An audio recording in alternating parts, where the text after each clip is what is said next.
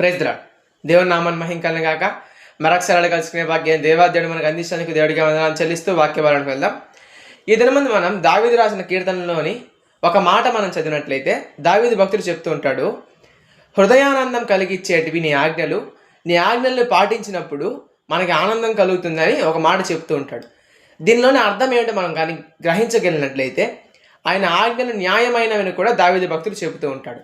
ఇప్పుడు మనం మొట్టమొదటిగా దేవుడి ఆజ్ఞలు పాటిస్తే దేవుడు మనకు అనేకమైన లాభాలు కలిగిస్తాడు. ఇప్పుడు చిన్న నుంచి పెద్ద వాటి వరకు తల్లిదండ్రులను సన్మానించమని కావచ్చు, నరహత్య చేయవద్దని చెప్పడం కావచ్చు, వ్యభిచరించవద్దు అని చెప్పడం కావచ్చు, అబద్ధాలు చెప్పకూడదు అని చెప్పడం కావచ్చు, చిన్న ఆజ్ఞల నుంచి పెద్ద ఆజ్ఞల వరకు ప్రతి ఒక్క ఆజ్ఞని కానీ మనం పాటిస్తే మనకేం కలుగుతుంది? సంతోషం కలుగుతుంది. ఎలా సంతోషం కలుగుతుందంటే దేవుడి గ్రంథం ఏం సెలవిస్తోంది? మనం దేవుడిని ప్రేమిస్తే దేవుడు మనల్ని ప్రేమిస్తాడు. దేవుడు మనల్ని ప్రేమిస్తే మనకు కావాల్సినవన్నీ సమకూరుతాయి. అంటే ఇప్పుడు దేవుని ప్రేమించడం అంటేనే ఆజ్ఞను గైకొనమని యోహాను సువార్తలో రాయబడి ఉంటుంది. కాబట్టి మనం దేవుని యొక్క ప్రతి ఆజ్ఞను గైకొన్నామంటే ఏ ఆజ్ఞ కూడా అన్యాయమైనది కాదు, ప్రతి ఒక్క ఆజ్ఞ కూడా న్యాయమైనదే. మనం ఈ ఆజ్ఞని కానీ పాటించగలిగినట్లయితే దేవుడే మనకు హృదయానికి సంతోషాన్ని అందించి మనం ఆరోగ్యకరంగా ఉండడానికి కూడా దేవుడు సహాయం చేస్తాడు.